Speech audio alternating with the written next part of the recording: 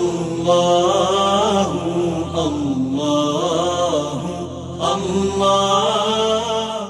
like to introduce our next guests. Please welcome our moderator for today's Fireside Chat, the esteemed Dr. Rai King, alongside our distinguished guest speaker, Dalia Mogahed, a leading expert on Muslim communities and global affairs. Dr. Rai King is an esteemed educator, entrepreneur, philanthropist, and nonprofit leader. She has taught in urban schools, served in leadership roles such as Equity and Learning Director at the City of New York. She is currently the Director of Strategic Initiatives at Ember Charter Schools and an adjunct faculty member at Rutgers University. She also hosts the Woke at Work podcast and resides in New Jersey with her family. A little bit about our guest, Ms. Dalia Mogahed, who I'm sure everyone in this room knows well, is a scholar at the Institute for Social Policy and Understanding. Ms. Mogahed is a former executive director of the Gallup Center for Muslim Studies. She also co-authored a book called Who Speaks for Islam? What a Billion Muslims Really Think. President Barack Obama appointed Dalia Mogahed to the President's Advisory Council on Faith-Based and Neighborhood Partnerships in 2009. She also was invited to testify before the U.S. Senate Committee on Foreign Relations about U.S. engagement with Muslim communities. She is a frequent expert commentator on global media outlets and international forums. Please welcome Dalia and Dr. King. Thank you.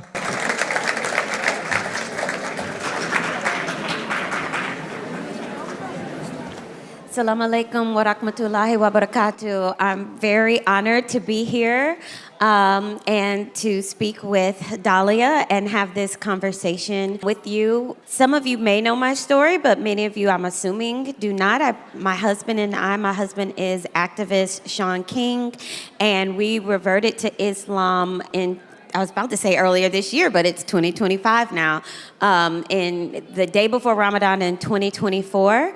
And as you all know, I'm sure, Islam is a vast religion with so much to learn and understand. And so one of the things that I started doing early on was going to YouTube and Googling certain imams and teachers, and I came across Dalia, your TED Talk from, I think it was 2016, and listened to it.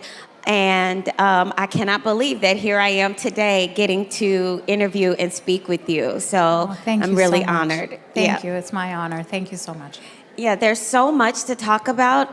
When you and I spoke earlier, I said, I could totally geek out just on your research, educator myself, but there's been so much in the news lately that I really just want to go right to talking about some of the really hot button issues that are probably on a lot of people's minds right now, namely, of course, starting with Gaza, which was a part of my conversion story and how my husband and I came to Islam. When I looked at your TED Talk and your research, you talked so much about dispelling myths about Muslims and what it means to be Muslim. And now I'm wondering, with the visibility of Gaza, and I mean, it's on everyone's phones, on everyone's social media, I'm wondering, do you think that the world now has a better understanding of the true nature of Muslims and Islam than they did when you gave your TED Talk many years ago? Thank you so much for that question, and assalamu alaikum. It's so good to be here, and I appreciate everyone taking time out of your busy schedule to join this conversation. The topic of Gaza and its impact on people's perception of Islam is such a deep topic. I want to start by saying that there's a sort of poetic justice in how this all unfolded, because I do believe that the resilience, faith, and strength of the Palestinian people has shown many people in the world a beauty in Islam that they didn't know existed.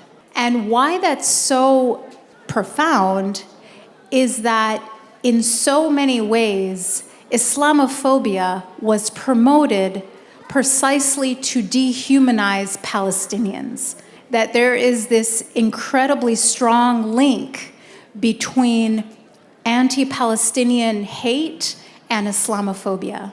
That in some ways, Islamophobia is a tool of anti-Palestinian dehumanization. And so the irony and the poetry of it being the Palestinian people that actually reverse this dehumanization and do it for themselves and then for all of us.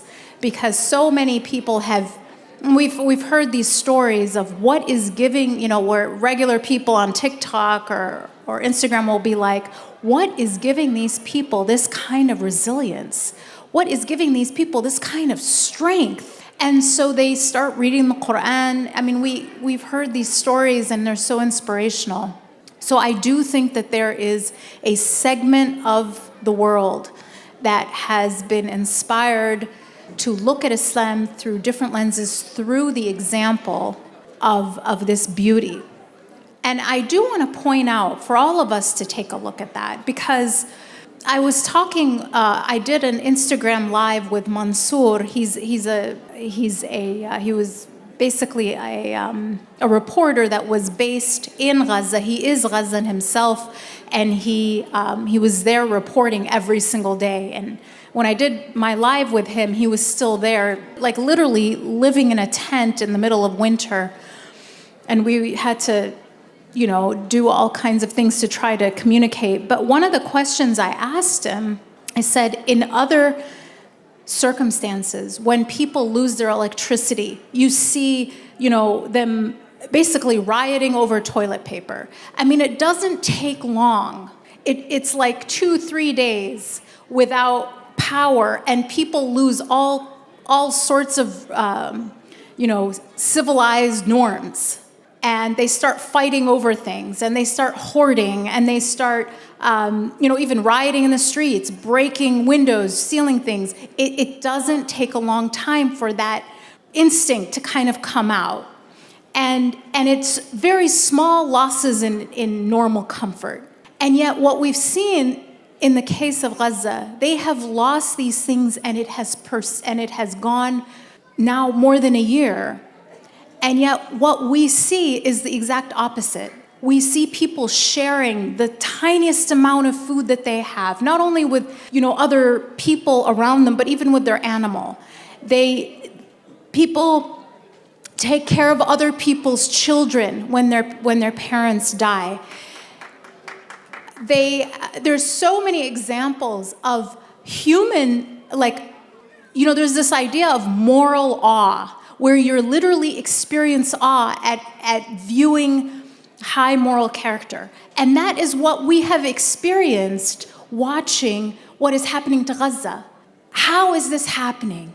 Why is this happening? Explain it to us. This is the miracle of Gaza. Why are they acting this way when they have been deprived, stripped away of every human comfort? And I loved his answer, because he's like, I never even thought about it. It's just how we are. It's just what is natural to us. And I thought it was so beautiful, because the very thing that the IDF was trying to do, which is to turn these people into, savages, basically, what they claim they are, by stripping them of all their comfort, of all their necessities, so that we will see, naturally and understandably, people fighting over bread, or people starting riots over whatever.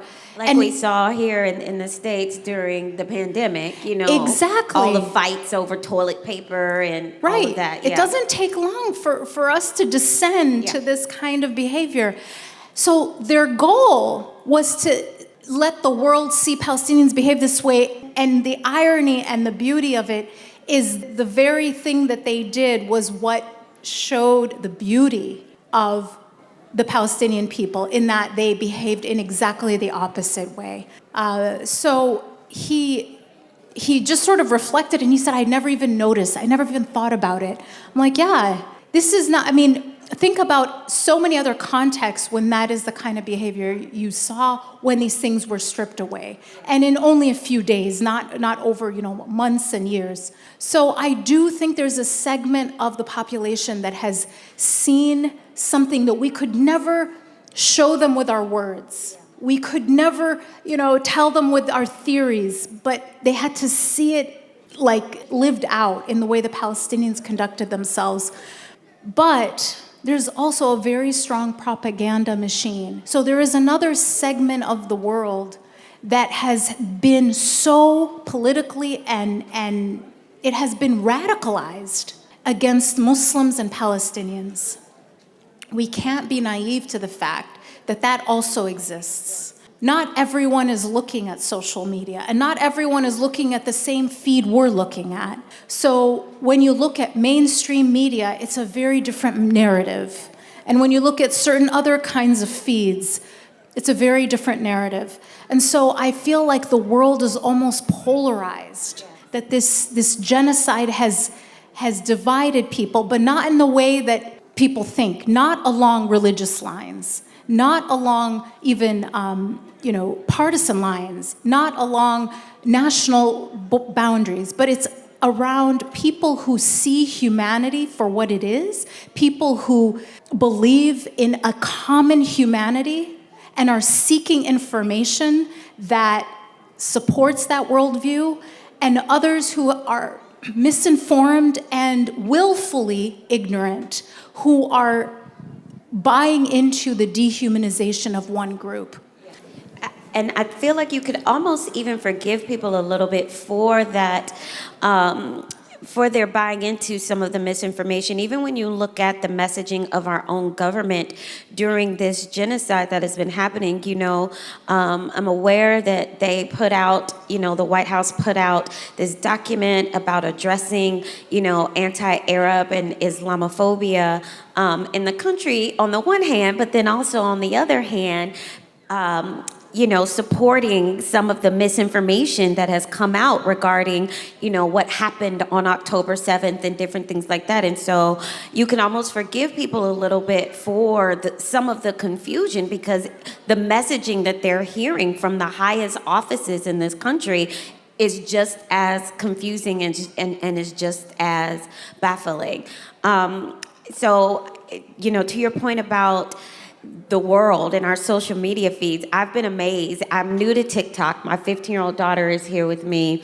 She knows way more about TikTok than I do, and I just kind of got on it recently. But I've seen there, I feel like on TikTok, you really get a sense of young people and what they're doing and what they're thinking. And I see people who have reverted from Alabama. I don't know if you all hear my accent, but I'm from the South, and so I have a twang.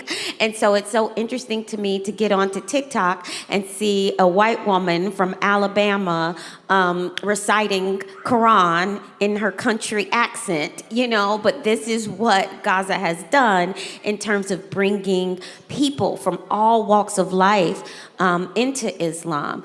But then there's also the flip of that, right? So we see the beauty in Gaza, and there's so much beauty. I just saw a video of a little boy. I mean, he couldn't have been older than 5 or 6 years old, but he was talking with the strength and the conviction of like a 50-year-old man, really encouraging people, reciting Quran. Like, it was really beautiful. And so you see that, him standing outside of his tent, but then you have the incident that happened this past week with the man in New Orleans who purported was a self-espoused Muslim himself, who very tragically rammed his car into a group of people. I think they were celebrating New Year's Eve, killed 15 people. And though there's a lot to talk about there in terms of his background and who he was, including that he was an Army veteran, what we hear from the media, again, is this hyper focus on Islam and him being a Muslim. And then what we also see is Muslims, especially those in the community that he is said to have come from. In Houston, imams coming out and saying, hey, we disavow this. We don't know this man. He was not a part of our community. And then you see other things. Like I saw a post from Imam Omar Suleiman who said, gone are the days of Muslims having to come out and defend ourselves whenever these attacks like this happen. And so I'm just wondering, from your perspective, What is the proper response, if there is a proper response? Of course, there are many options, but what would be, I guess, the most maybe productive response of the Muslim community when these types of events happen that are really kind of like the counter narrative to what we see in Gaza?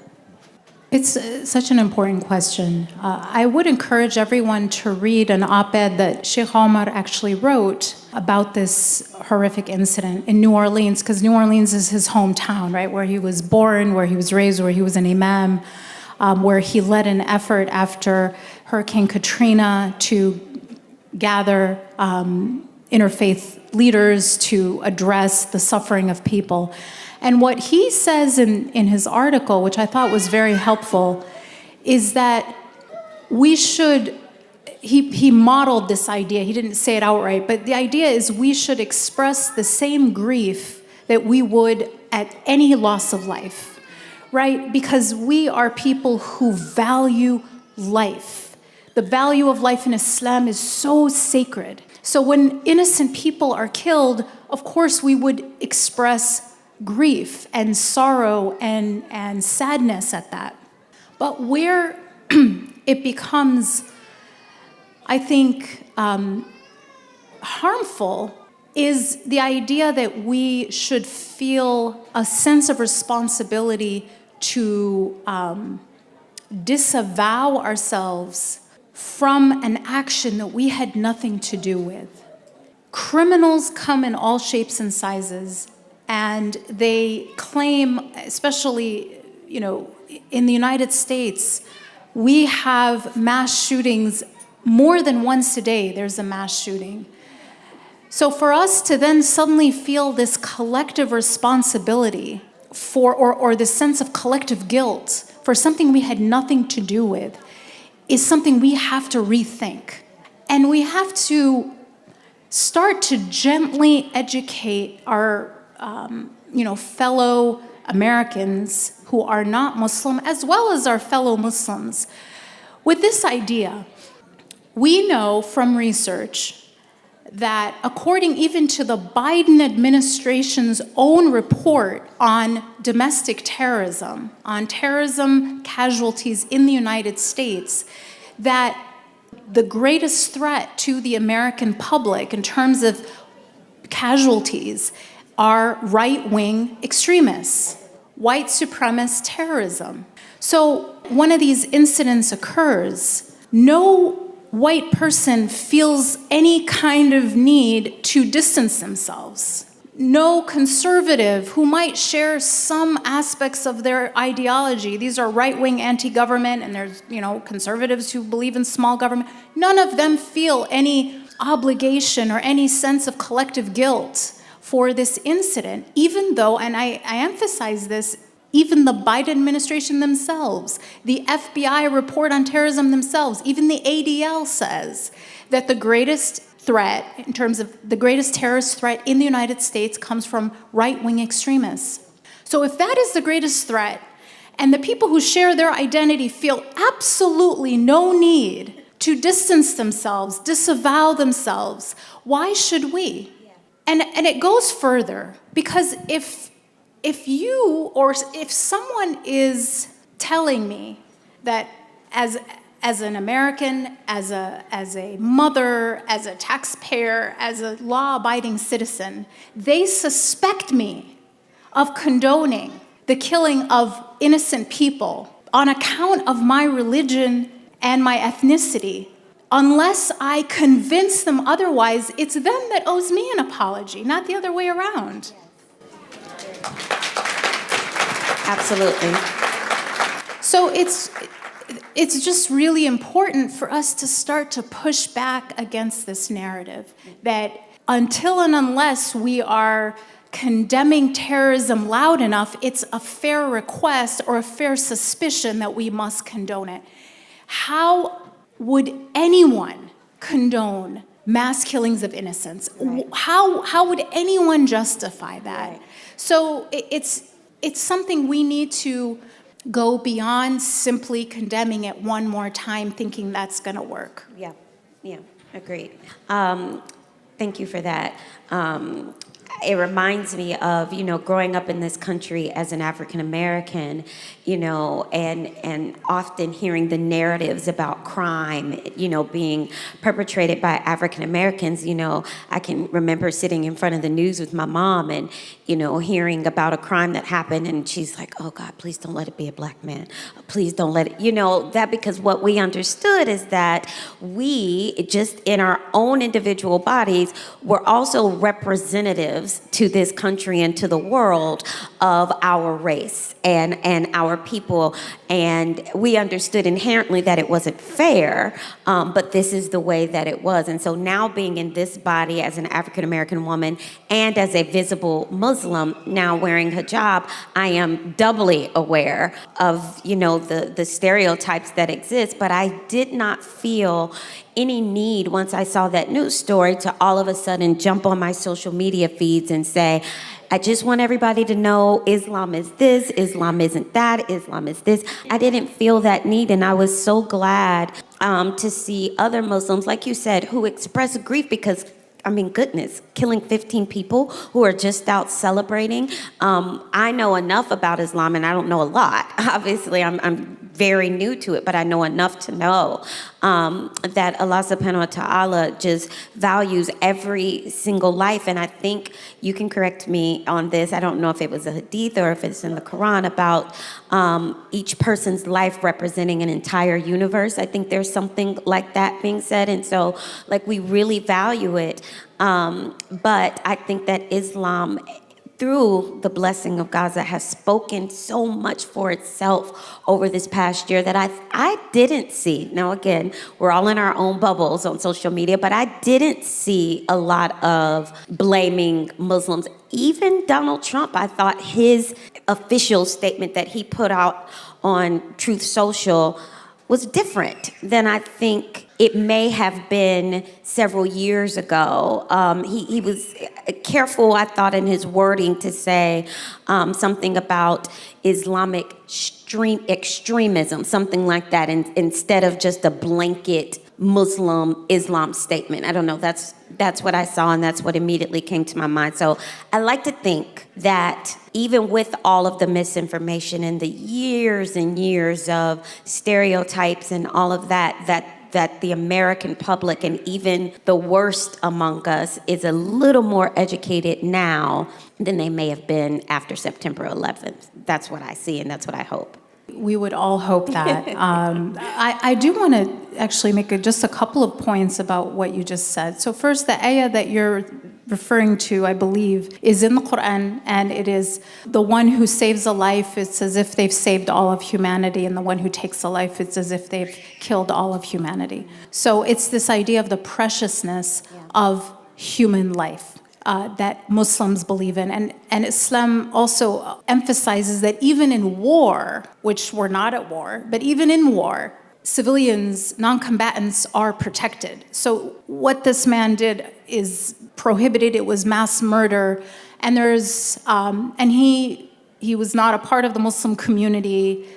He was never seen at prayers. He was not educated in Islam. For Islam to be put on trial for his actions is ludicrous. We would never do that in any other context. I do want to also add one thing, is I've done research on American Muslims and people of other faiths in the United States. And what we found at ISPU is that American Muslims, more so than other people of faith, say that they're more likely to say that they feel personally responsible or a sense of personal shame when they find out that someone that shares their faith has done something bad. So this narrative of collective blame has been internalized even by members of our own community. And that's why it's so important to keep challenging this narrative. Collective guilt, collective blame is immoral. You are not responsible. You should not feel shame for something you didn't do. So I think especially among our young people, internalized Islamophobia is a serious issue that we have to address. Speaking of your research, one of the things that I was really curious about, given this recent election, in which Kamala Harris obviously lost, and I think that collectively across the United States, what I saw on my timeline time and time again, especially among the African American community, and especially among African American women who, overwhelmingly support the Democratic Party and always have, but especially so given that Kamala Harris was running and her, racial background. What I saw was they were often baffled by what they were seeing on social media and TikTok about the Muslim vote was going to be, who they were supporting, who they were not supporting, and they just, a lot of my friends, and they just couldn't understand how Muslim Americans, even given Gaza, could bring themselves to either one, support Donald Trump, or two, abstain from voting, period, because they weren't going to support Kamala Harris. And I'm wondering if there was anything in your research about Muslim Americans that could have informed the way that this vote was going to go, and maybe why. So at ISPU, I led a study in January of last year now, so a year ago, on the vote, or the intended vote among Muslims as well as the general public in 3 swing states: Michigan, Pennsylvania, and Georgia. And a couple things from that study I think would shed light on what you just asked. First, it was before Biden had withdrawn from the race. And what it showed was that in 2020, 65% of Muslims in these 3 swing states voted for him. And in 2024, 12%, went from 65 to 12%, were planning on voting for him again. He had not dropped that much among any other group. He had dropped almost in every other racial or ethnic group, but not even close to that sharp of a drop from 65% to 12%. And the question that kind of sheds light on why is the question where it's an open-ended question, and it's the following: what are the top 3 issues on which you will decide your vote, or on which you will be judging a candidate? So I want to emphasize that when you ask on a survey question an open-ended question, you can give any possible answer. It's not like a list of 4 things. It's very rare that you'll find a majority of people agreeing on something, because it's literally an infinite universe of answers. And so in the past, Muslim Americans look a lot like the Democratic Party in the responses to that kind of a question. So they'll say healthcare, they'll say the economy, they'll say education. And it's about 20, 18, 16% on each. Nothing goes up to a majority or even close.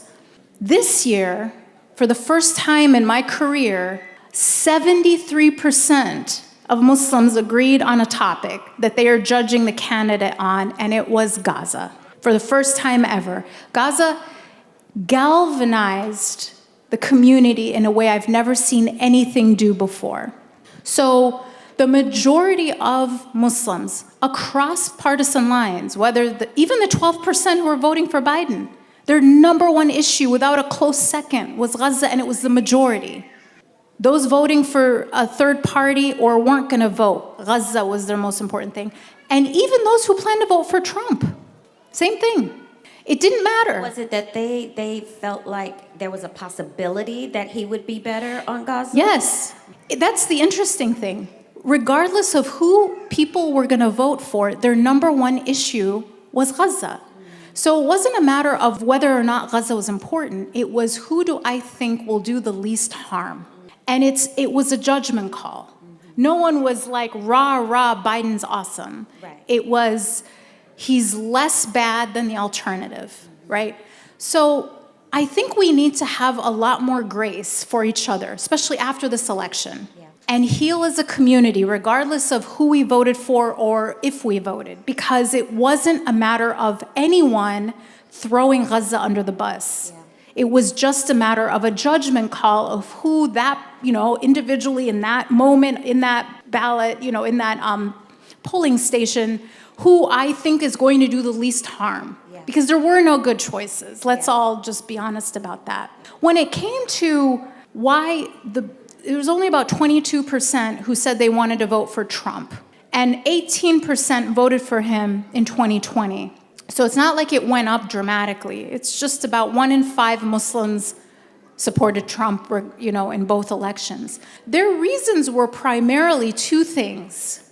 They believed, rightly or wrongly, that he would keep America out of foreign wars, and he was better, in their mind, on social, gender, family value issues.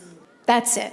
But when you compare Muslim Trump voters to non-Muslim Trump voters, like his actual base, they are very different in every other way.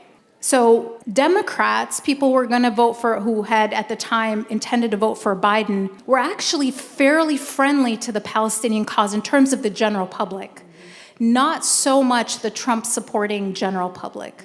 So there was a really big contrast in just your run-of-the-mill Democrat, and Trump base was very pro-Israel, and the Democratic base was kind of neutral or positive toward the Palestinian cause, and the majority supported a ceasefire. And see, that's something that I've been wondering about as well, because, as galvanized as the Muslim community was around Gaza, our numbers are what they are. We're not a huge, enormous voting bloc in this country. But what I think that a lot of Democrats did not account for was exactly what you just said, how friendly their base was or is to the Palestinian cause, and how many of those who are not Muslims but call themselves Democrats could not bring themselves to vote for Kamala Harris as well. That's exactly right. And we also did this polling American Jews, and American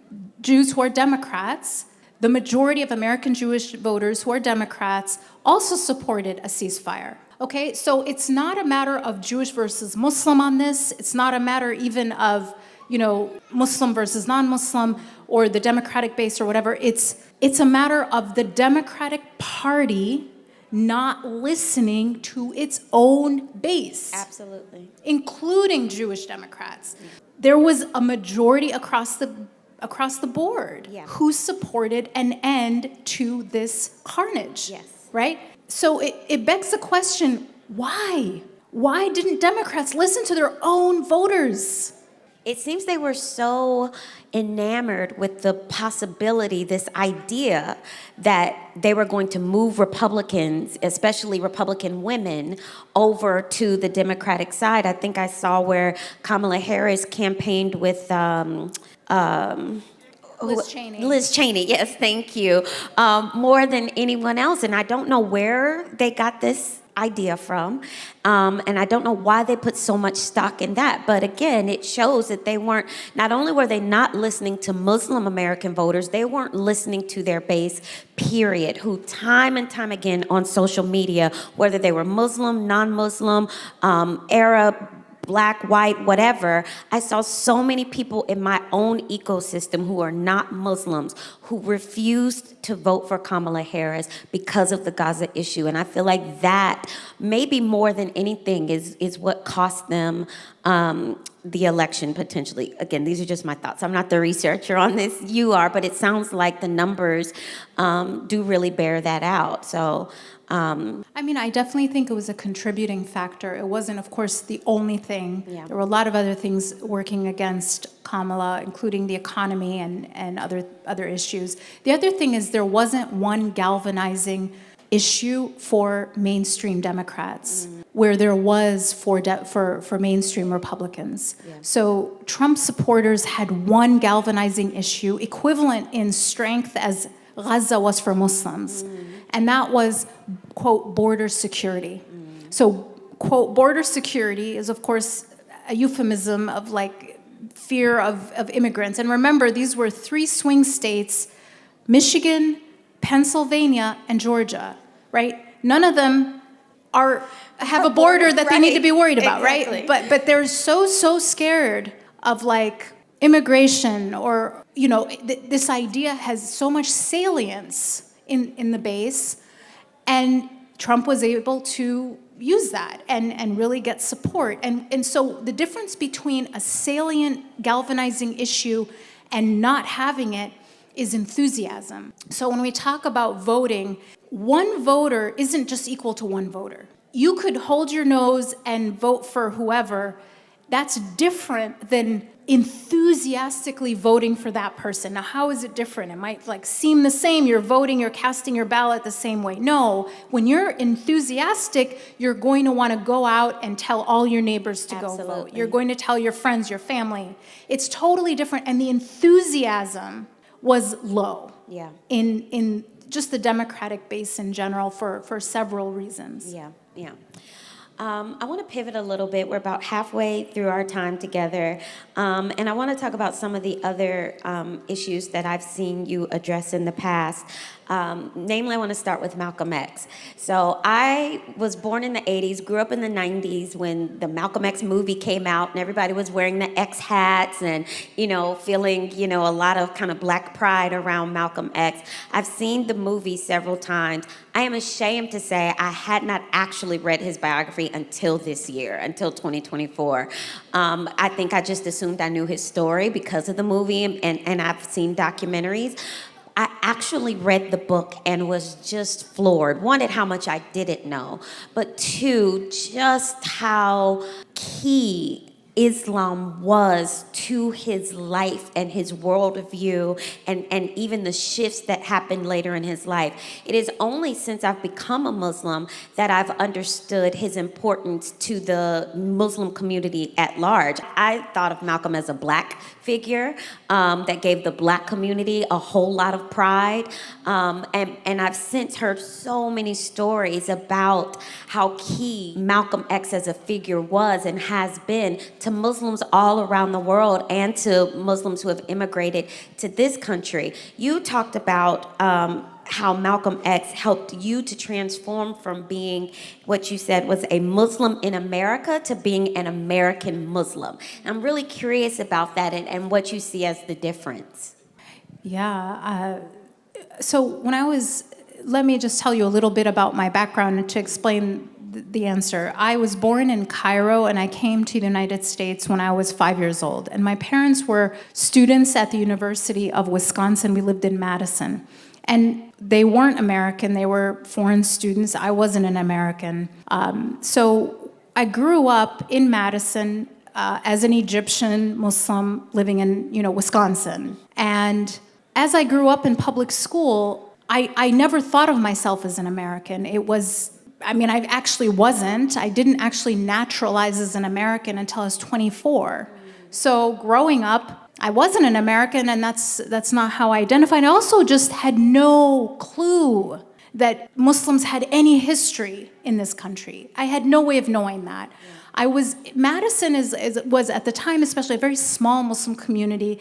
Most of them were foreign, students, graduate students from other countries studying engineering. It's not like anyone was educating us on the fact that Islam has been in the United States, longer than it's been a country. No idea at all. And so as I was growing up, I always had this sense of a love for justice and just a passion for human liberation in general. So I became really fascinated by the American Civil Rights Movement, just as a person, just as a teenager. So I was really excited to learn about it. And so one day, as an assignment for school, I was supposed to read a biography of a civil rights leader. And so I was in the library looking in the section around, civil rights and civil rights leaders, and I found this book called The Autobiography of Malcolm X. And I was reading the back and it said something about being a Muslim. And I was like shocked. It was like shock and awe. I was floored. I had no idea that my faith had a part to play in the civil rights movement.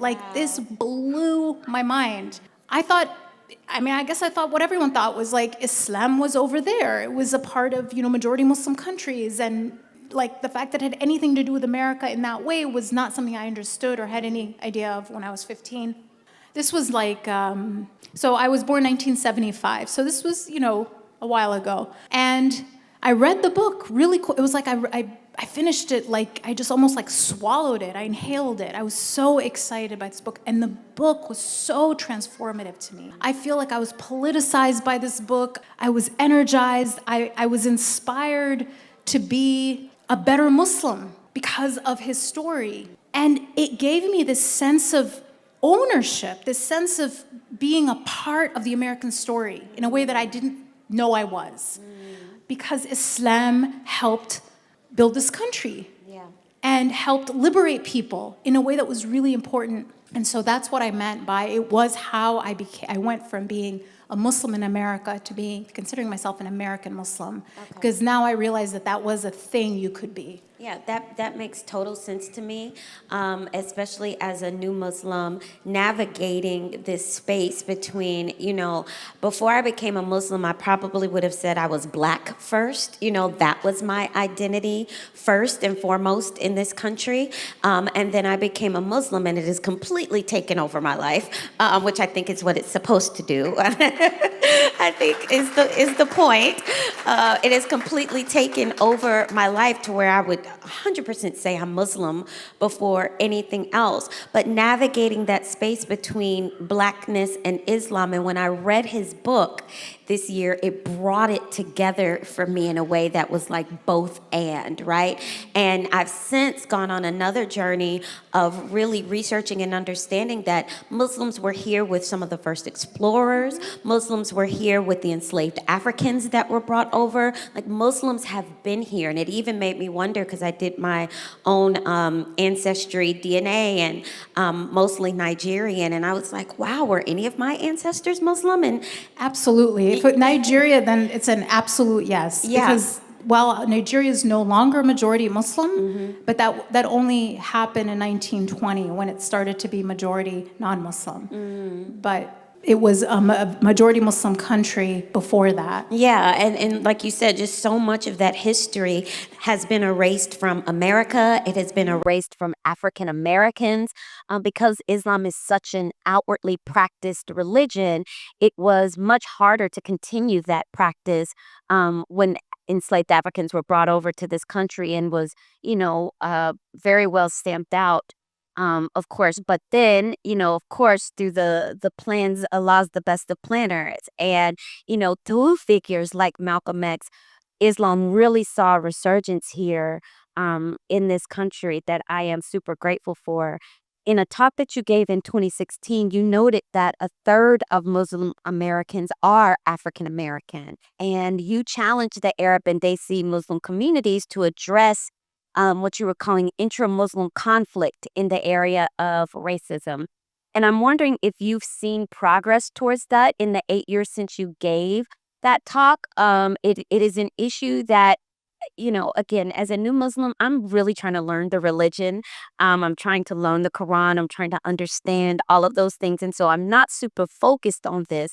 However, being a person who is race conscious and, is aware of these issues, I have heard murmurings, and I've seen talks given here and there about that. And so I'm just wondering, where would you say you think the Muslim community stands on this, since you kind of gave that challenge 8 years ago? I don't think that I would be in any place to make that judgment. It has to be the lived experience of those who have experienced anti-Black racism in the Muslim community. They can let us know if that's getting better or not. But what I do know is that Muslims as a whole, as a community, are by far the most likely faith community to support Black Lives Matter. It's the community that's most likely to say that there is a commonality and a solidarity with that cause, that this is something Muslims should be in support of, should be a part of. And this is non-Black Muslims. Far more likely than any other faith community to see merit. And this is the vast majority of Muslims, like in the 80%. So I do see positive indications that, at least on paper, there is reason for hope, but there's also, I think, a lot of work to do. And the Quran says, and we all know this, that we have been created in nations and tribes so that we may know each other. The best among us is the one who is most pious. And so what steps are we taking to actually know each other? How are we educating ourselves about the struggle of other communities within our Muslim Ummah? I think that understanding how much non-Black Muslims like myself owe to something like the civil rights movement in terms of the rights that I take for granted is really important, right? We as non-Black Muslims have to understand that our claim, and I'm talking personally, our claim to being authentically American has so much to do with Black Muslims, right? When they say Islam's been here since, before the Revolutionary War. Well, who are those Muslims? They're all Black Muslims, right? So I think this sense of gratitude and appreciation is sometimes we haven't thought about it because we haven't educated ourselves. I think that would be a good place to start, because it's not about tolerating each other. It's about appreciating each other. It's about knowing each other. And we're all human beings. We're all creation of Allah. We all came from a common ancestry of Adam and Hawa. And our faith is not just not racist, it's anti-racist. Our faith is deliberately and forcefully anti-racist. And I think that teaching it in this manner is going to be very important for our own well-being as a community moving forward. Yeah, I would say that's one. As a former Christian, someone who grew up in Christianity, my experience was very segregated.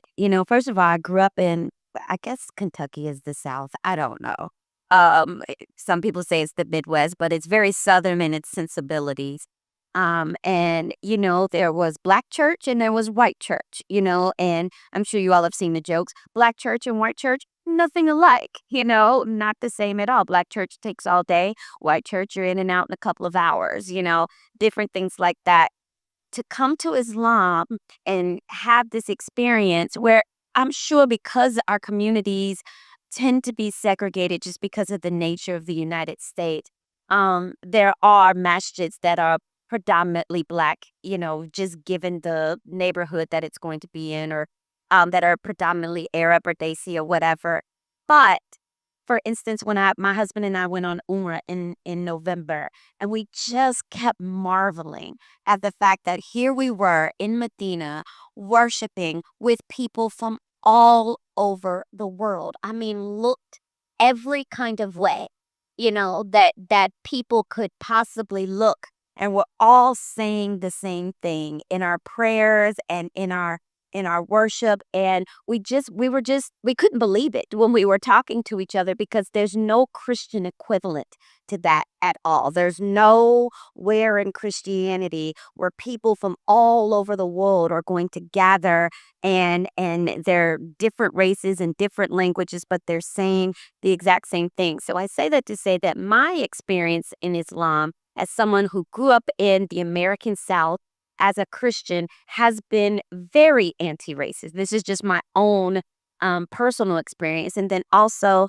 like you said, given that my husband has been an activist in the Black Lives Matter movement, some of his, most supportive people have been people like Linda Sarsour, who, walked arm in arm, hand in hand, has been arrested and, jailed and all that kind of stuff. And so, I think Palestine had a mural for George Floyd, That's right. Painted on the apartheid wall. Right, appropriately. Nowhere in Christianity, there's no Christian country that has been supportive. As a matter of fact, my husband would tell you in his experience, it's been the opposite, that many of his Christian friends and pastors turned their back on him when he started to support the Black Lives Matter movement. So I think there is a lot of potential there, because it is baked into our religion, which is one of my favorite things about Islam. The Prophet, peace be upon him, I've just fallen in love with him and his story in ways that I didn't think was possible. Well, that's a talk for a whole other time. But I think our religion is just a very fertile ground for racial healing and understanding and appreciation. So I always appreciate with someone like you who doesn't have to have that as your banner. There's so many other things that you can be concerned with. When I saw that in your talk, I was really appreciative of you kind of taking that up. So thank you. Another issue that is kind of dear to my heart is this idea of feminism. So when I came into Islam, I was teaching a course at Rutgers University on race, gender, and identity. And my students, and I really would love to talk with them about this and get their thoughts, but they've moved on. They saw me go from a professor who had, straight blonde haircut, coming into class wearing my, stylish, I think they were stylish anyways, outfits and different things like that. So all of a sudden, I kind of went into hijab. At first I put on a scarf and wearing it in kind of like the black girl way where we just tie it up high up here so it you can't really tell if somebody's Muslim or not. I experimented with that. And then finally, after my shahada, just went full on hijab, showed up to class, in hijab one Monday. And so they had a really interesting experience of watching their professor kind of make this journey while I'm talking about topics like feminism and gender identity. And I'm so curious about what they think. But feminism carries a lot of baggage already, with women of color. A lot of Black women don't even call themselves feminists. We would use the term womanist. In people like Audre Lorde and things like that were really our champions. But I'm wondering, you talk about gender justice as opposed to this term feminism. And I'm wondering, what is the difference for you and why the need to kind of make that differentiation? So I'm someone who trade or my trade is words, right? I study words. I use words as a professional speaker. I write. So words are very important things to me, and I think the words we choose are incredibly significant. Words create worlds. The term feminist and feminism just carries certain connotations that don't serve what we're trying to accomplish. So feminism has been weaponized and it has been used to demonize Islam. And it has been used as a weapon to justify war. It has been used as a weapon to justify colonialism. It's also been a term and an identity of people, and I'm not saying all feminists, but many that I have interacted with have been incredibly hostile to me and the way I choose to dress and my belief system. And they identify as, quote, feminists. The other issue with the word and the term is I do want to differentiate between what I believe is something that we can all subscribe to, which is gender justice, and the kinds of things that people have associated with feminism. And it's not entirely unfounded because of all the things I just explained. Absolutely. So why I think the term gender justice is the one I choose and what I think is better is because it just describes what we're all, I think, can agree on, is what we're for, which is a justice among genders. It doesn't mean that men and women are the same. It does mean that we have to work for a world that where everyone, regardless of your gender, is treated justly, is treated with justice. And justice is such a core value in Islam. Nobody will ever I'm against justice, right? You can find the most conservative Muslim on earth, and you say we're looking for gender justice. They cannot be against it. Justice is so core, so fundamental to our faith. So and justice is something that is this is almost a different talk, but is determined by Allah, defined by Allah, by Allah subhanahu wa ta'ala, by God. He defines justice for us. So I think it's a term that we can all rally around, that we can all agree on, at least in principle, and then work out the details. It also just gives Muslim women back their power rather than having them have to fight two wars, right? One against elements in the old society that want women to be oppressed, which of course exists in every society. Misogynistic elements exist in every society, including Muslim society. So they're fighting against that. And then they have the second, fudge, where they're also fighting for ownership of their own struggle, where there isn't this Western paternalism, where Muslim women are told what they should care about, what they should be fighting for, how they should think, how should they dress, and etc. It gives them a space. It carves out a space where, by using different language, they are determining and be independent in how they forge their own lights. Yeah, absolutely. Like you said, words matter. And I think that is why in the African American tradition, there was this desire to come up with the word that, captured what you said. Like, we are for gender justice and we're for owning our stories. But also feminism has been violent towards us and in many ways, and does not fully capture our experiences as women of color. So when I heard you say gender justice, I was like, okay, that's perfect. I think that's a great term. All right, so we only have a few minutes left, and I would like to end with this question. You've talked about Islamophobia as being a problem. Islamophobia is often thought of as a problem for Muslims. And you argue that it's a threat to every American. And I want to hear you talk about that, but I also want to hear you talk about if you could end on solutions. I think that's really important, and I know that that's a focus of your research. What have you found are the most effective ways to challenge some of that bias and Islamophobia? Okay, great. So first, why is Islamophobia a threat to every American? It's kind of a big statement to make.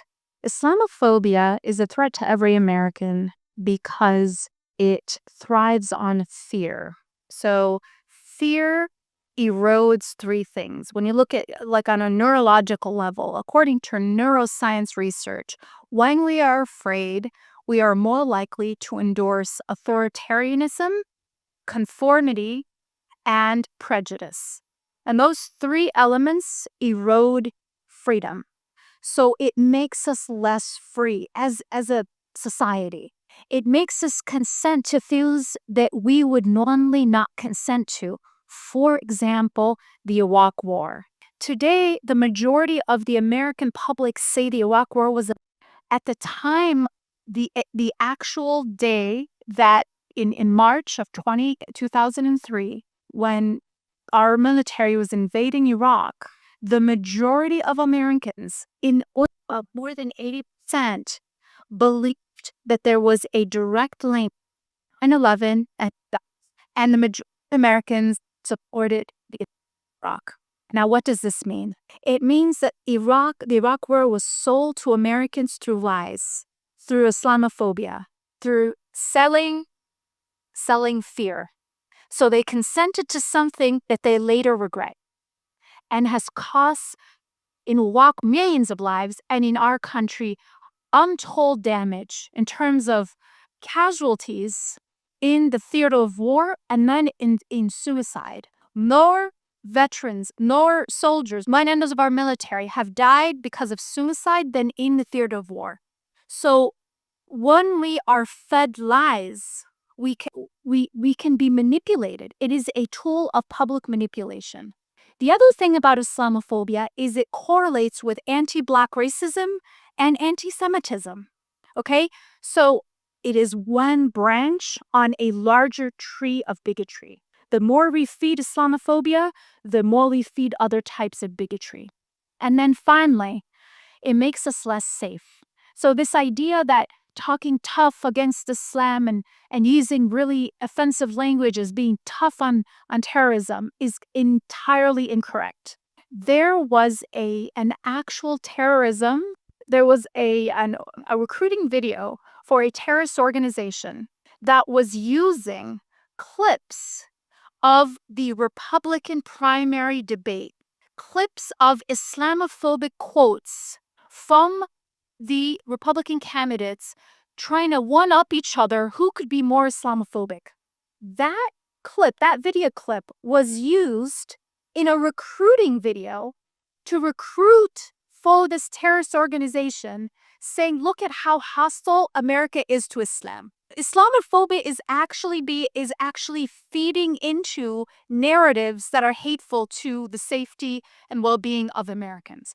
So in all of these different ways, and there are others, Islamophobia is bad and a threat to every single American. Now, how do we fix it? If people can be convinced that it's a bad thing, not just because it hurts the 1% who are Muslim, that it hurts the 100% who care about their security and their freedom, the number one most effective immunity against falling into Islamophobic beliefs and ideas, believe it or not, is learning about Islam. It is that simple. It is actually that simple. This is empirical research. Knowing a Muslim is helpful, but it's not as powerful as learning about Islam. So we have to go back to very basic things. We have to go back to just living our faith and telling people what we believe. The more people actually understand the principles of our faith, that's why what we saw in Palestine, we go back right to what we started with, is so powerful. Why was that so powerful? Because the number one strongest protector against falling into Islamophobic beliefs is understanding Islam.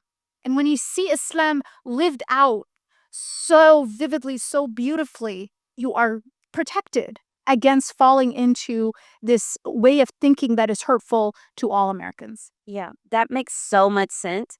That's a big part of my story and how I came to Islam. I knew Muslims before I knew Islam. I had Muslim coworkers, I had Muslim friends.